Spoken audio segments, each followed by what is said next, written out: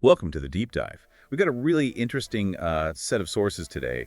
Looks like a Python script and an analysis document digging into it. That's right. And it's a fascinating look at how web automation works in a very specific case. Exactly. So our topic is this script, and it's designed, apparently, to scrape data about 5-kilogram bags of rice from Ion Net Super's online stores. Right. And our mission here is really to unpack that. How does it work? What are the clever bits of tech involved? And what does it tell us about web scraping in general? Kind of a shortcut to seeing it in action. Okay, let's jump right in then. What's the main goal? What was this script actually built to do? Well, think of it like a digital assistant. Its job is basically to go to all these different Aeon Net Superstore pages online, find the rice, specifically the 5-kilogram bags, and then just pull out the key details. Price, is it in stock, that kind of thing. And then save it somewhere. Exactly. Automate the whole process and store the findings. Got it. Okay, but how does it actually do the browsing? Modern websites aren't just simple pages, right? They've got stuff loading all over the place. That's a really key point. For a site like Aeon's, which probably uses JavaScript to load products dynamically, you can't just download the raw HTML source anymore. It won't have the real data. So this script uses something called Playwright.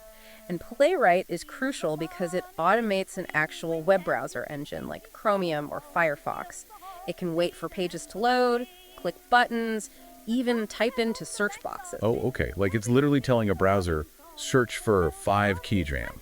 Pretty much. It simulates what a person would do. And what makes this script clever is that it uses a Syncio to do this asynchronously.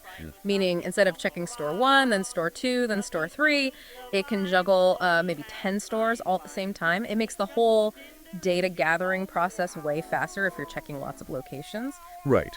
That makes sense. Much more efficient. So Playwright gets it onto the product page. Yeah. How does it then, zero in on the information it needs, like the price, the product name? Okay, so that's a tag team effort. Once Playwright has the loaded page content, it hands it over to Beautiful Soup DS4. Beautiful Soup is great at parsing HTML, understanding the structure, like find me all the product boxes or find the store address block. Okay. But then, for the really specific bits inside those blocks, like pulling out just the price number or the store manager's name from a block of text, it uses regular expressions, rejects.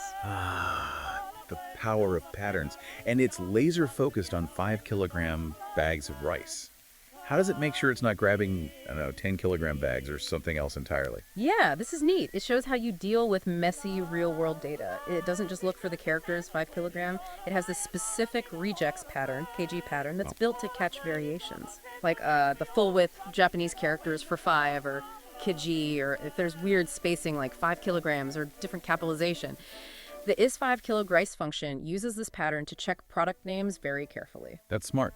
Very robust. Okay, so it finds potential rice, checks the name with rejects.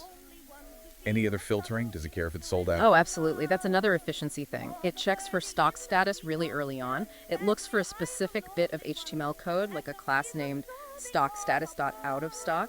If it finds that, it just skips the product, doesn't even bother extracting the price. Makes sense. Don't waste time on what you can't buy. Exactly. So only if it passes the in-stock check and is it a 5-kilogram rice check, then it proceeds to grab the price, cleaning it up with the clean price function and all the other details. Okay, so it's gathered all this filtered data, the specific product name, the cleaned price, the URL it came from, and also store details like the store name, address, maybe even managers. Where does it all go? It gets saved into a local database file, specifically an SQLite database named aonrice5kgfunctional.db. SQLite, okay? Like a simple file-based database. Right. And it uses a library called ioslite to talk to the database. That's important because remember, the script is asynchronous. Using an async database library means writing data doesn't halt everything else while it waits. It keeps the concurrent operations running smoothly.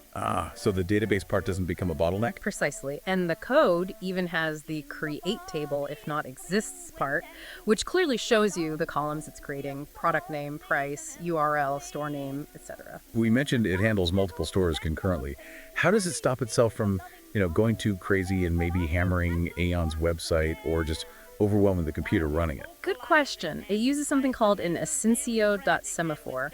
It's set up with max concurrent tasks value.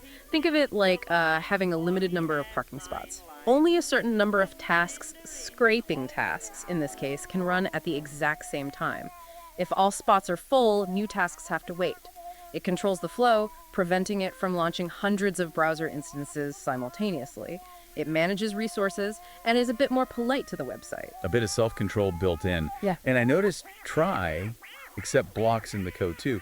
Just standard practice for potential problems. Yeah, pretty standard. It helps the script not just crash if, say, a specific page doesn't load correctly, or maybe the website structure changed slightly and it can't find an element it expects. It adds a layer of, well, robustness. So bringing it all together for you, the listener, why should you care about this specific rice scraping script? What are the key takeaways? Well, I think this script is a really fantastic, concrete example of modern web scraping. It shows you firsthand how you combine browser automation that's playwright for sites that need JavaScript with the speed benefits of doing things asynchronously using Asyncio. And the data handling too. Right. Plus the need for careful parsing with tools like Beautiful Soup and really precise pattern matching with regex to pull out exactly what you need from messy, unstructured web data.